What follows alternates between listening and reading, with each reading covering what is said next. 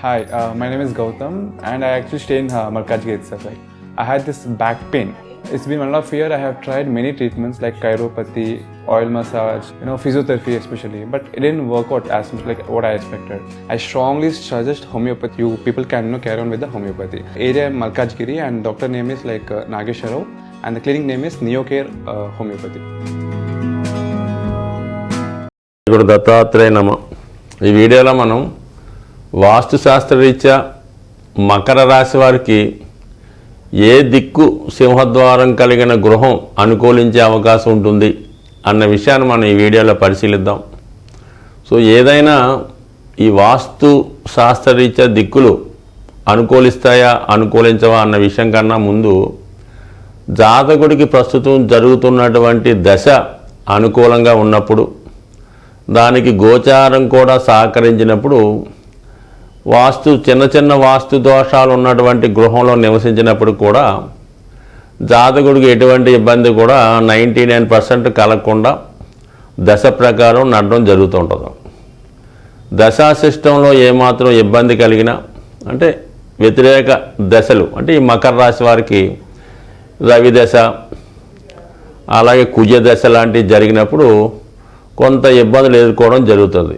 అదే టైంలో వాస్తు శాస్త్రీత్యా దోషం ఉన్న గృహంలో నివసించడం వల్ల ఆ ప్రభావం ఇంకా ఎక్కువ నడుస్తూ ఉంటుంది.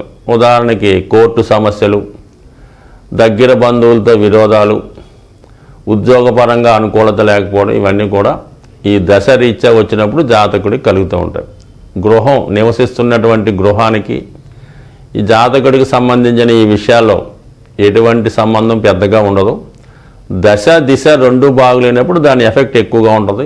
దశ బాగుంటే దిశ అంటే ఏ దిక్కైనా 99% జాతకుడికి అనుకూలిస్తుంది. సో ఏదైనా ఏ దిక్కైనా జాతకుడు ఈ మకర రాశి వారికి ఏ దిక్కు గృహంలో నివసించినప్పుడు కూడా గృహానికి వీధి పోటు ఒకటి ఉండకూడదు. నైరుతి సంబంధించినటువంటి దోషాలు అసలు ఉండకూడదు. ఈ మకర రాశి వారికి ఎక్కువగా వాళ్ళు నివసిస్తున్నటువంటి గృహంలో నైరుతి దిక్కు దోషాలు ఎక్కువగా ఉండే అవకాశం ఉంది. సో ఆ కారణం వల్ల వీళ్ళకి కోర్టు సమస్యలు, అలాగే స్త్రీలైతే అనారోగ్య సమస్యలు ఉండే అవకాశం ఉంటుంది. బట్ వీళ్ళు ఏ దిక్కులో నివసిస్తారు బాగుంటుంది అన్న విషయాన్ని పరిశీలిస్తే 100% వీళ్ళకి అనుకూలించే దిక్కు ఒక విధంగా పడమర దిక్కు అనుకూలిస్తుంది. అంటే ఎక్కువగా వీళ్ళు సర్వీస్ మోటోలో ఉంటారు కాబట్టి 10 మందికి సహాయం చేసే గుణాన్ని కలిగి ఉంటారు. ఎక్కువ రెస్పాన్సిబిలిటీస్, బాధ్యతలు స్వీకరిస్తూ ఉంటారు. చిన్నప్పటి నుంచి కూడా ఏదో ఒక ప్రాబ్లం ఈ జాతకులకి వెంటాడుతూనే ఉంటుంది. చిన్నతనంలోనే బాధ్యతలు మోయవలసి ఉంటుంది. సో ఇవన్నీ కూడా శని యొక్క కారకత్వాలు అవ్వడం వల్ల ఈ విధంగా వాళ్ళు చిన్నతనం నుంచే బాధ్యతలు, రెస్పాన్సిబిలిటీస్, పెద్దవారిని చూడవలసి రావడం, తర్వాత పుట్టిన వాళ్ళు పెళ్లి చేయి రావాల్సిన అనేక రకాల బాధ్యతలు ఈ రాశి వారికి రావడం వల్ల వీళ్ళు పడమర దిక్కు గృహంలో నివసించినప్పుడు వారికి తగిన ఓర్పు, సహనం కలిగి రుణగ్రస్తుడు అవ్వకుండా తను సంపాదించిన ధనంతోనే జీవన విధానం సాగించే అవకాశం ఉంటుంది. తన బాధ్యతలు నిర్వహించే అవకాశం ఉంటుంది. కాబట్టి ఎక్కువ శాతం పడమర దిక్కు వీళ్ళకి అనుకూలంగా ఉంటుంది. దాని తర్వాత ఉత్తర దిక్కు ఫేసింగ్లో నివసించడం వల్ల జాతకుడికి కుటుంబంలో ఉన్నటువంటి స్త్రీల సహకారం లభిస్తుంది. ఆ కుటుంబంలో ఉన్నటువంటి స్త్రీలకు తొందరగా వివాహం అవ్వడం, తొందరగా చదువు పూర్తి చేసి ఉద్యోగంలో ప్రవేశించడం, సో ఈ విధంగా స్త్రీలకు అనుకూలంగా ఉంటుంది. తద్వారా జాతకుడికి కూడా చాలా రిలీఫ్గా ఉంటుంది. ఆర్థిక సమస్యలు అన్నవి సాధారణంగా ఈ ఉత్తర సింహద్వారం కలిగిన గృహంలో నివసించినప్పుడు జాతకుడికి ఆర్థిక సమస్యలు లేకుండా జీవనం సాగించే అవకాశం ఉంటుంది. కాబట్టి ఉత్తర దిక్కు కూడా జాతకుడు 100% అనుకూలంగా నిరభ్యంతరంగా నివసించవచ్చు, కొనుక్కోవచ్చు, అందులో ఉండొచ్చు. ఇక తూర్పు దిక్కు అన్నది యూనివర్సల్గా అందరికీ అనుకూలిస్తూ ఉంటుంది. అయితే ఈ తూర్పు దిక్కుకు అధిపతి అయినటువంటి రవి ఈ రాశి వారికి అష్టమాధిపతి అవడం వల్ల కొంతవరకు శాస్త్రరీత్యా వ్యతిరేకత ఉన్నప్పుడు కూడా యూనివర్సల్గా అందరికీ కూడా రవి యొక్క అనుగ్రహం తప్పనిసరి.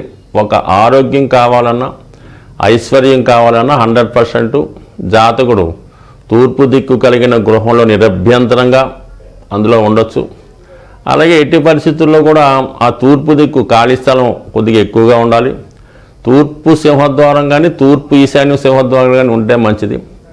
అలాగే తూర్పు ఆగ్నేయం అన్నది చాలా జాగ్రత్తగా పరిశీలించుకోవాలి ఈ జాతకుడు.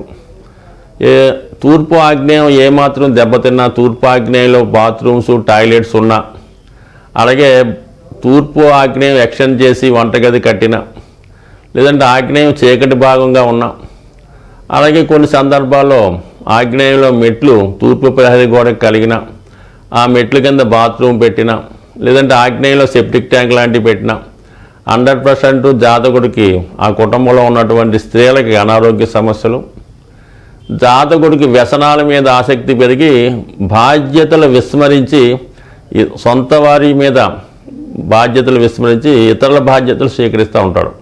అలాగే వీళ్ళు సంపాదించిన ధనం పరుల సొమ్ము పరుల పాలయ్యే అవకాశం ఉంది. కాబట్టి తూర్పు దిక్కు ఉండడం సరిపోతుంది, కానీ ఆగ్నేయ ప్రాబ్లం లేకుండా చూసుకోవాలి. ఇక మిగిలిన దిక్కు దక్షిణ దిక్కు 100% దక్షిణ దిక్కు ఈ రాశి వారికి సాధ్యమైనంత వరకు అవాయిడ్ చేయడం మంచిది. అంటే నిరంతరం బిజీగా ఉంటూ ఏదో ఒక సమస్య, ఏదో ప్రాబ్లం వచ్చే అవకాశం ఉంటుంది.